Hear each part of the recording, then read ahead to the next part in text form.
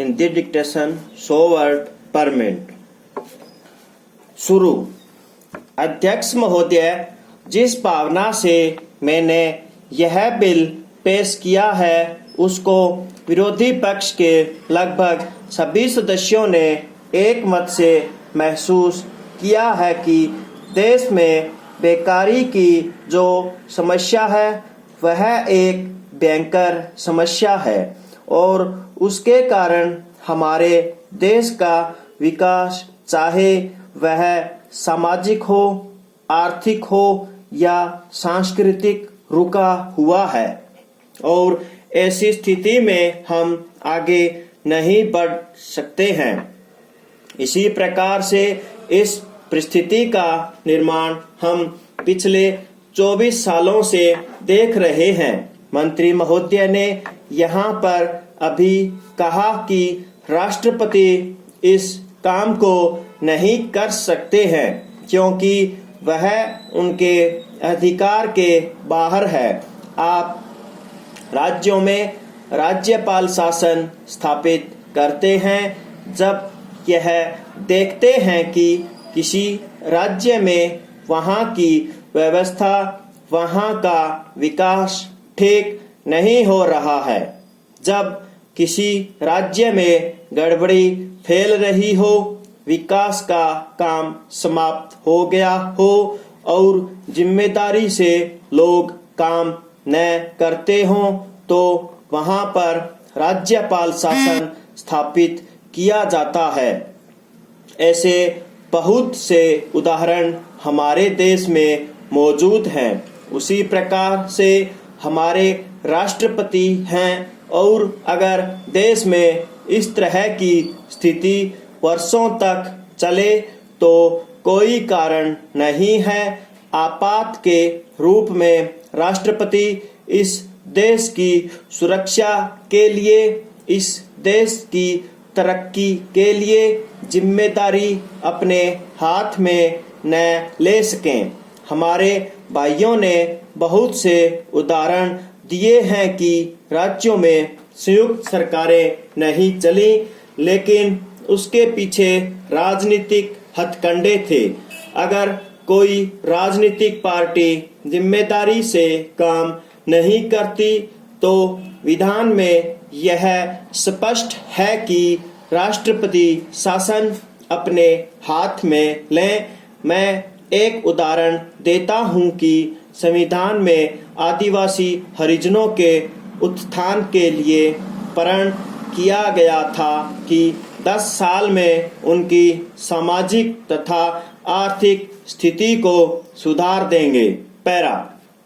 लेकिन यह सरकार उसमें भी असफल रही। उसको एक बार 10 साल के लिए बढ़ाया गया और दोबारा फिर 10 साल के लिए बढ़ाया गया।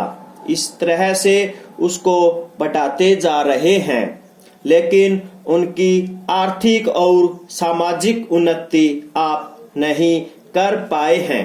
इस काम में सरकार बिल्कुल असफल हुई है।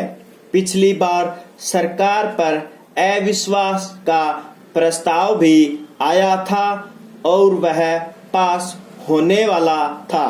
इसलिए मेरा कहना है कि हमारे देश में यह जो बेकारी की समस्या है वह एक बहुत ही भयंकर समस्या है। मैं माननीय सदस्यों का ध्यान इस ओर आकर्षित करना चाहता हूं कि स्थिति यहां तक पहुंच गई है कि मिलों के ऊपर किसानों का कई वर्षों का गन्ने का मूल्य बकाया पड़ा है, जिसकी अदायगी नहीं हो रही है। पैरा।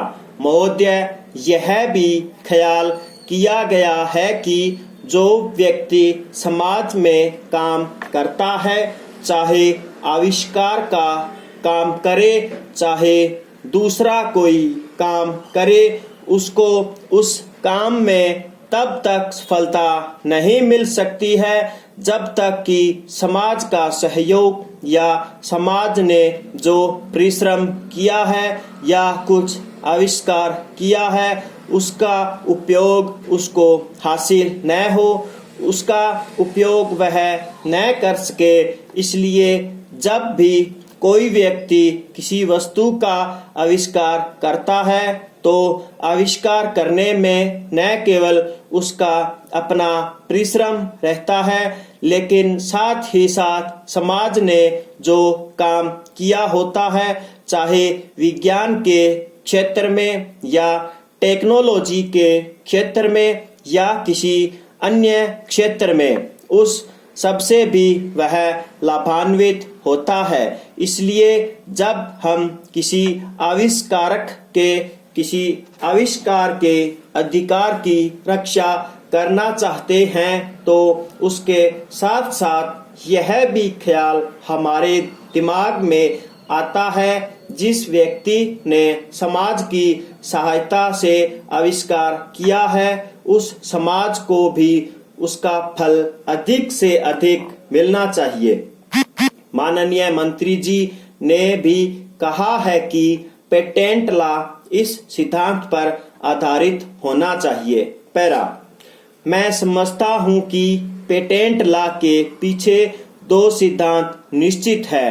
पहला सिद्धांत तो यह है कि जो व्यक्ति परिश्रम करके, धन लगाकर, अपना दिमाग लगाकर के किसी वस्तु का आविष्कार करता है उसके तथा अपने परिवार के लोगों के अधिकारों की जहां रक्षा होनी चाहिए, उसके साथ ही साथ जैसा मैंने अभी कहा है, कोई व्यक्ति समाज में खाली में काम नहीं करता है, वरन पिछले समाज के लोगों ने जो जो काम किए होते हैं, चाहे विज्ञान के क्षेत्र में या टेक्नोलॉजी के क्षेत्र में या किसी अन्य क्षेत्र में, और जिनके आधार पर वह कोई आविष्कार करता है उसको उसका प्रतिफल तो मिले, लेकिन जो परिणाम हो उसका प्रतिफल समाज को भी